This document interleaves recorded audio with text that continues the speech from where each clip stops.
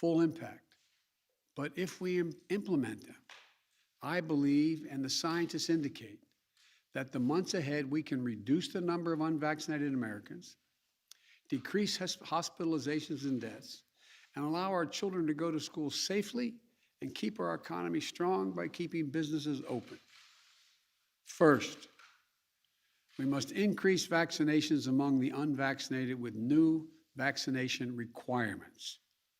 Of the nearly 80 million eligible Americans who have not gotten vaccinated, many said they were waiting for approval from the Food and Drug Administration, the FDA. Well, last month, the FDA granted that approval. So, the time for waiting is over. This summer, we made progress through the combination of vaccine requirements and incentives, as well as the FDA approval. 4 million more people got their first shot in August than they did in July. But we need to do more. This is not about freedom or personal choice. It's about protecting yourself and those around you, the people you work with, the people you care about, the people you love. My job as president is to protect all Americans.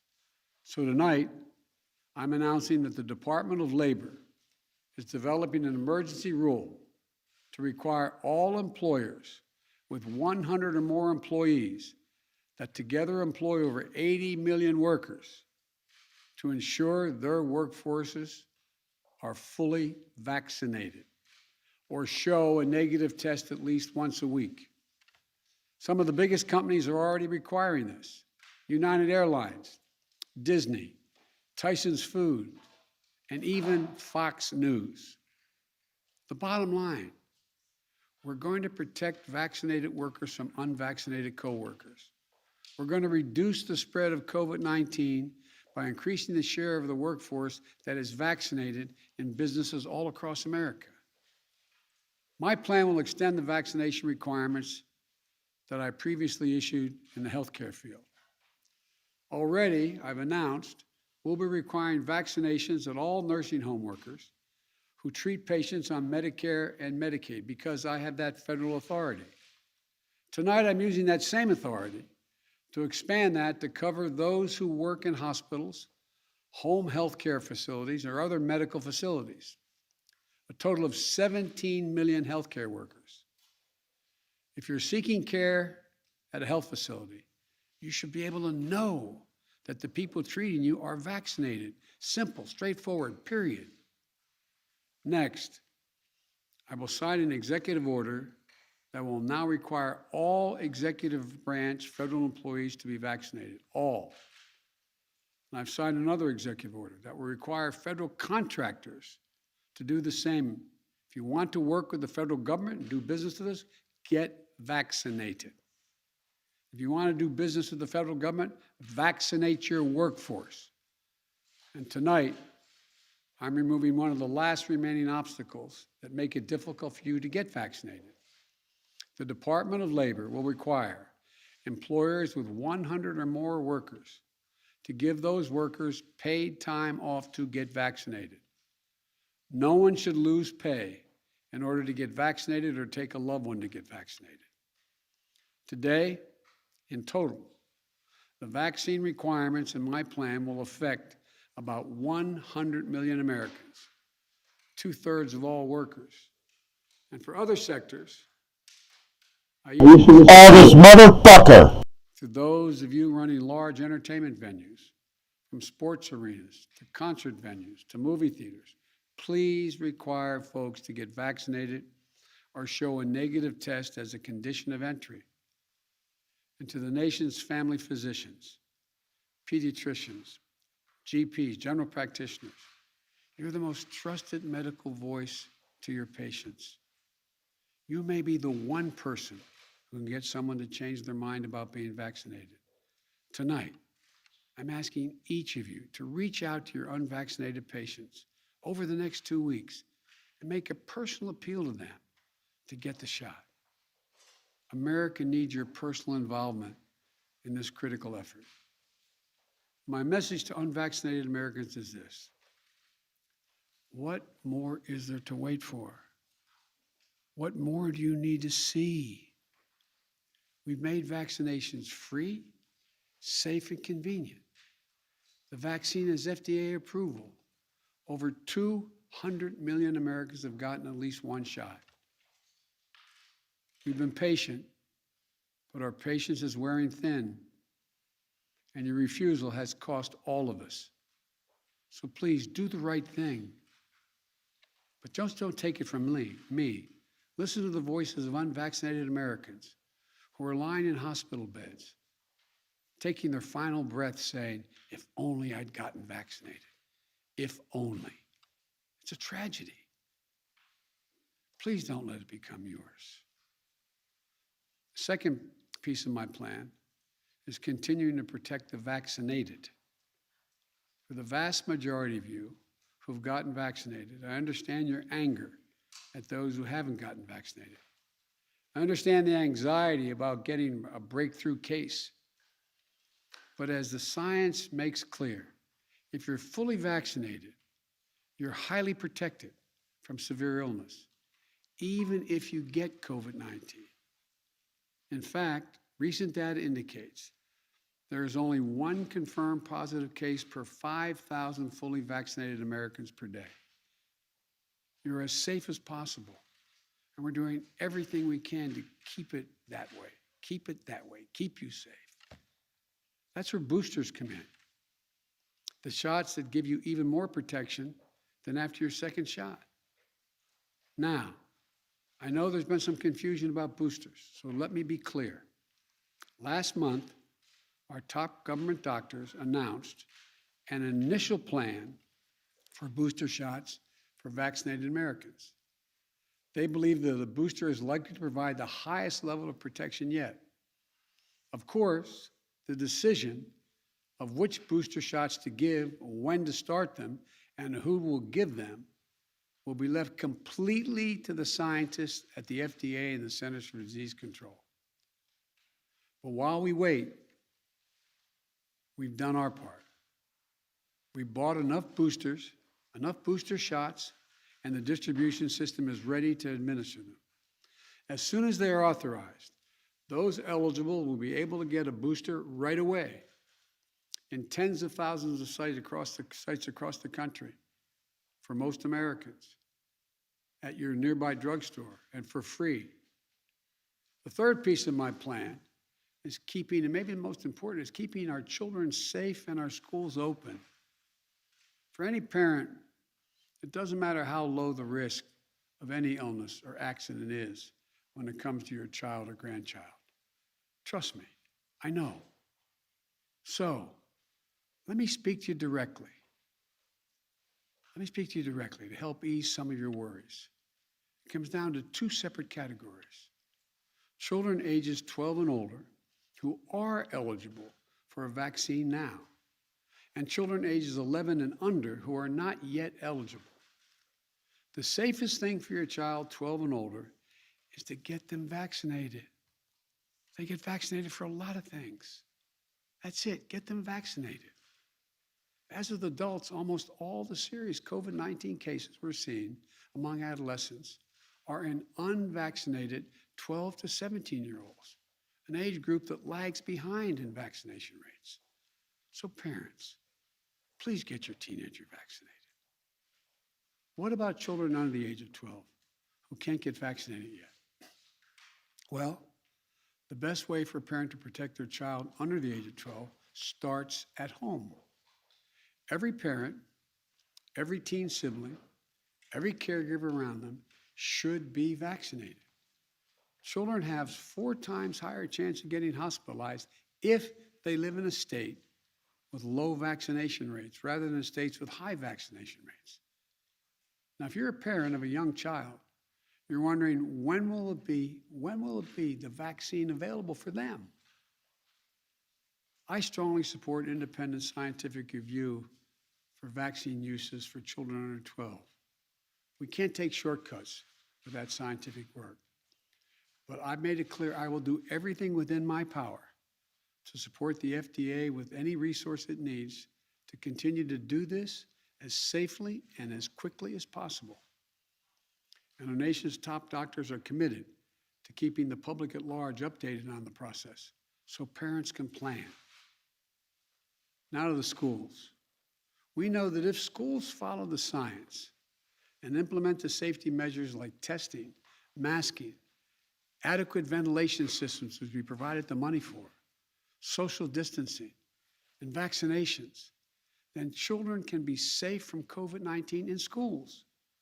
Today, about 90% of school staffs and teachers are vaccinated.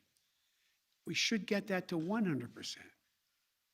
My administration has already required teachers at the schools run by the Defense Department, because I have the authority as president of the federal system, the Defense Department and the Interior Department, to get vaccinated. That's authority I possess. Tonight, I'm announcing that will require all of nearly 300,000 educators in the federal paid program, Head Start programs, must be vaccinated as well to protect your youngest, our youngest, most precious Americans, and give parents the comfort. And tonight, I'm calling on all governors to require vaccination for all teachers and staff. Some already have done so. We need more to step up. Vaccination requirements in schools are nothing new. They work. They're overwhelmingly supported by educators and their unions. And all school officials trying to do the right thing by our children, I'll always be on your side. Let me be blunt.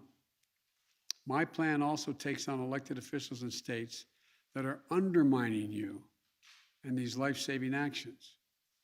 Right now, local school officials are trying to keep children safe in a pandemic while their governor picks a fight with them and even threatens their salaries or their jobs. Talk about bullying in schools. If they'll not help, if these governors won't help us beat the pandemic, I'll use my power as president to get them out of the way.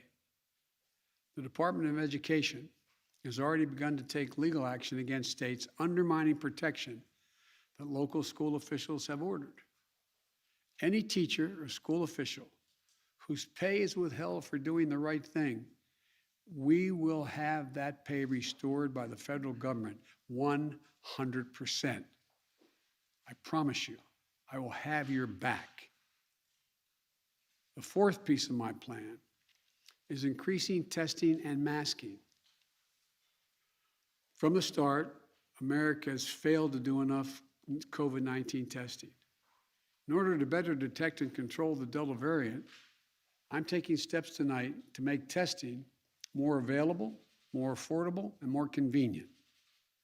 I'll use the Defense Production Act to increase production of rapid tests, including those that you can use at home. While that production is ramping up, my administration has worked with top retailers like Walmart, Amazon, and Kroger's. And tonight, we're announcing that no later than next week, each of these outlets will start to sell at-home rapid test kits at cost for the next 3 months. This immediate price reduction for at-home test kits for up to 35% reduction. We'll also expand free testing at 10,000 pharmacies around the country. And we're committing $2 billion to purchase nearly 300 million rapid tests for distribution to community health centers, food banks, schools, so that every American, no matter their income, can access free and convenient tests. This is important to everyone, particularly for a parent or a child with a child not old enough to be vaccinated. You'll be able to test them at home and test those around them. In addition to testing, we know masking helps stop the spread of COVID-19. That's why when I came into office, I required masks for all federal buildings, on federal lands, on airlines, and other modes of transportation. Tonight, I'm announcing that the Transportation Safety Administration, the TSA, will double the fines on travelers that refuse to mask. If you break the rules, be prepared to pay. And by the way, show some respect. The anger you see on television toward flight attendants and others doing their job is wrong. It's ugly. The fifth piece of my plan is protecting our economic recovery.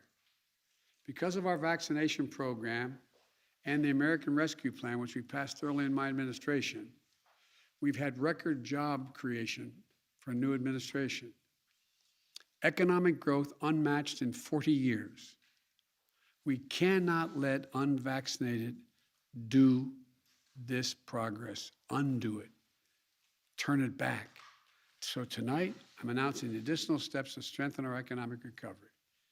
We'll be expanding COVID-19 economic injury disaster loan programs. That's a program that's going to allow small businesses to borrow up to $2 million from the current $500,000 to keep going if COVID-19 impacts on their sales.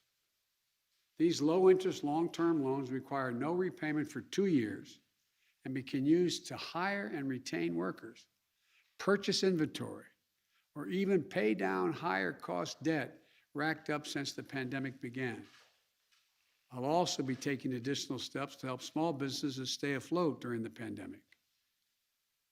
Sixth, we're going to continue to improve the care of those who do get COVID-19. In early July, I announced the deployment of surge response teams. These are teams comprised of experts from the Department of Health and Human Services, the CDC, the Defense Department, and the Federal Emergency Management Agency, FEMA, to areas in the country that need help to stem the spread of COVID-19.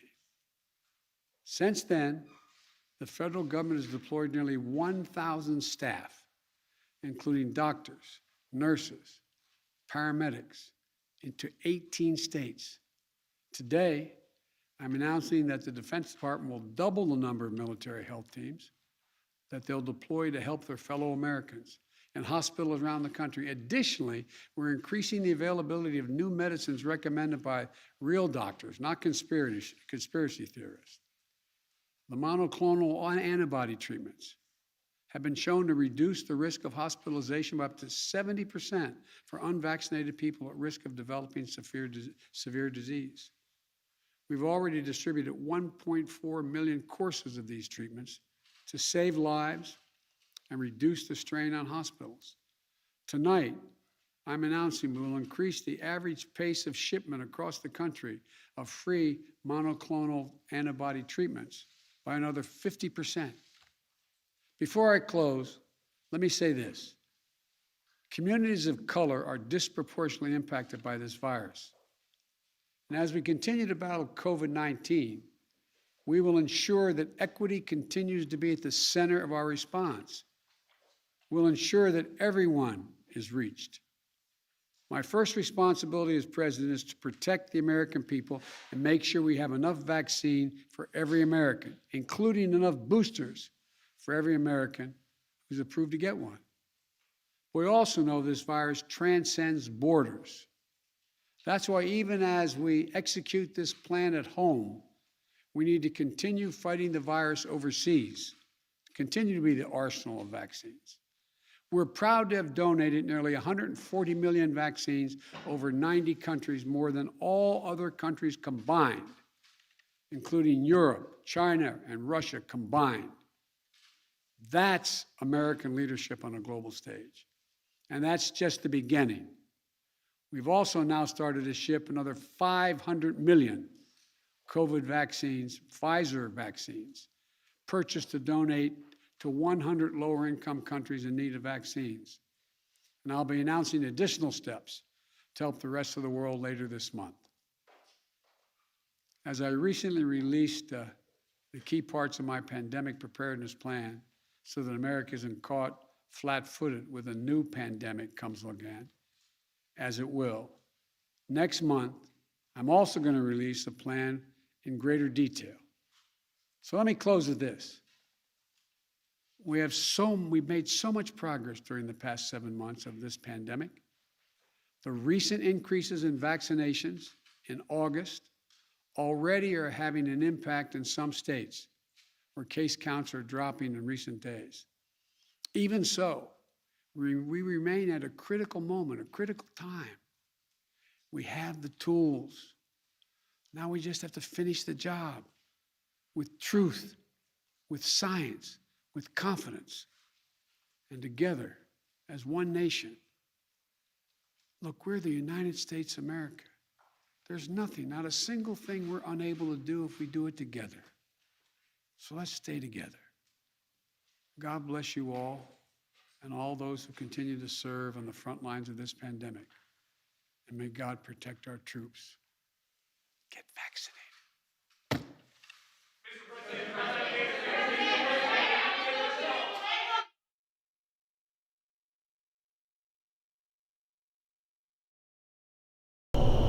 I'm sorry, but he's a fucking jackass. And, well,